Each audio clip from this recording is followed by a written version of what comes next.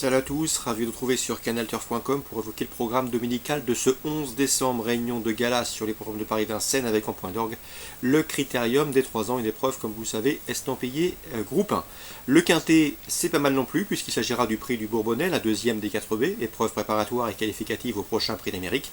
Et mini révolution dans cette épreuve, il n'y aura plus de rendement de distance dans ce prix du Bourbonnais. De quoi renforcer les chances des plus riches, à commencer par le numéro 16, Bold Eagle. C'est un champion, vous le connaissez, on ne le présente plus. Il y trouve ici l'occasion de reprendre le cours de ses succès, lui qui a été battu dans le prix Marcel Laurent dernièrement. On lui posera le numéro 8, Bélina Josselin. Elle a participé au prix de Bretagne, ça s'est mal passé pour elle dans la phase finale, elle a pris un coup de casque, s'est montrée fautive dans la dernière ligne droite alors qu'elle cherchait l'ouverture avec des védantes ressources. C'est une jument de qualité, elle devrait pouvoir jouer sa valeur et sa chance à fond, elle qui n'est pas sûre avec ses gain de pouvoir être qualifié de par son compte en banque et qui doit ici terminer parmi les 3 premières pour valider et assurer sa participation éventuelle lors du dernier dimanche de janvier. Le numéro 17, Timoko, autre cheval de grande classe, dauphin de Bold Eagle dans le dernier Grand Prix d'Amérique. Le cheval revient à Vincennes, il n'a pas couru sur la cendrée parisienne depuis le 6 mai, date de son succès dans le prix Kerjak, mais comme vous le savez, c'est un cheval de classe et il devrait une nouvelle fois jouer les premiers rôles. Attention également au numéro 13, Bird Parker, un autre trotteur de qualité. Le problème avec lui, c'est le départ, il compromet souvent ses chances sur des départs hésitants. Cela dit, c'est un cheval qui a les moyens d'accompagner les précédents cités, sa 4e place dans le prix Bretagne est encourageante, on garde. Le numéro 10, Lionel, et le numéro 11, Amiral Sacha, 2 autres auteurs de premier plan. Ils ont en commun d'avoir participé au prix de Bretagne, des tentatives discrètes certes, mais ils vont ici courir en amélioration. Numéro 7, Bolero Love, un cheval régulier au plus haut niveau. Il semble en mesure ici de prendre un accessite. Attention également au numéro 2, Call Me Keeper, c'est un cheval que j'aime beaucoup.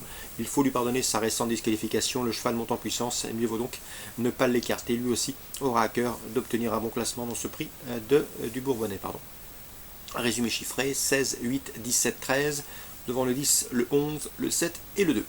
Concernant la suite du programme, je pense que dans la première course, Damien Bonne est bien représenté avec le 104, Célinia Dupont. Elle se rapprochait librement la dernière fois dans le sillage de l'animatrice lorsqu'elle s'est montrée fautive dans le dernier tournant. Nul doute qu'elle aurait participé à l'arrivée ce jour-là, il faut la racheter à mon avis s'il est sage. Elle peut parfaitement mettre tout le monde d'accord, sa dernière performance était en début de mois, le 2 décembre, donc pas de problème de récupération. Dans la deuxième, le 210, c'est Chelsea Deschamps, autre protégée de Damien Bonne, mérite crédit. Elle a de la qualité, elle vient de se prouver classée deuxième sur la grande piste de Vincennes, sur le parcours de 2007. Elle sera déférée les 4 pieds pour la première fois, à mon avis, c'est un choix prioritaire et une candidate au succès. Donc le 104 et le 210, priorité aux protégés de Damien Bonne dans les épreuves d'ouverture. Dans le prix Octave Douanel, autre épreuve de premier plan, nous avons départ un certain Charlie Dunoyer, le 311, un cheval de premier plan, comme je vous le disais, lauréat du critérium des 3 ans et critérium des 4 ans. Le cheval retrouve ici ses contemporains après avoir affronté ses aînés.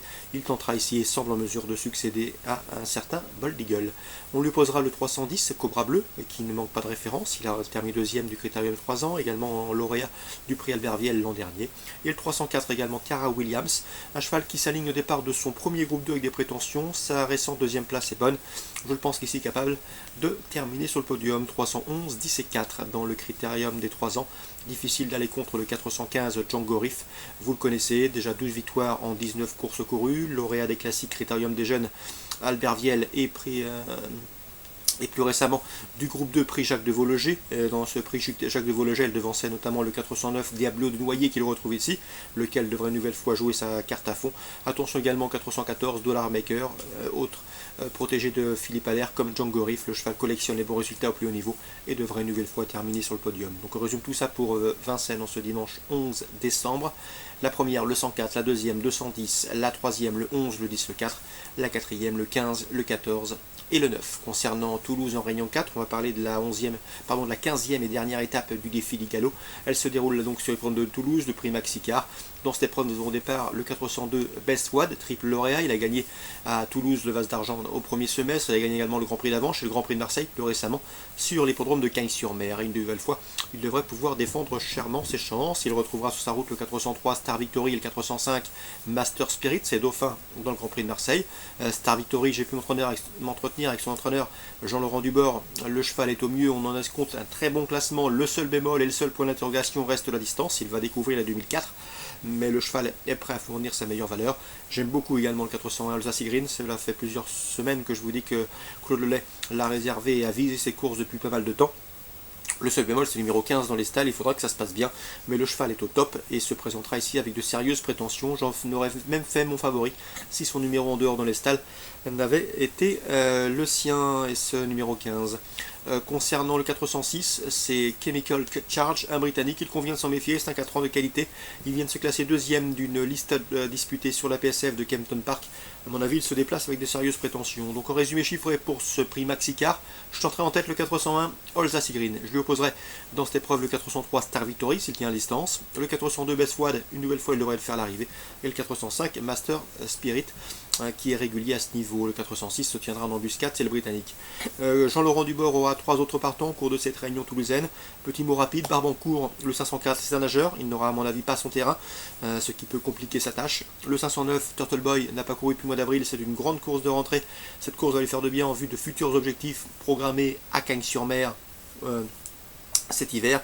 Concernant le 703 Rageur, attention à lui, c'est un cheval qui a bien fait, qui a gagné 4 courses en 2015, et ben, à mon avis dans ce lot il peut pourquoi pas tirer son épingle du jeu. Le cheval baisse de catégorie, on le présente à réclamer afin ici d'obtenir un très bon classement. Donc attention, 703 Rageur, Jean-Laurent Dubord était loin d'être négatif. Voilà pour les infos de ce programme dominical 11 décembre. Bon jeu à tous, bon dimanche, à très bientôt sur Direct Course.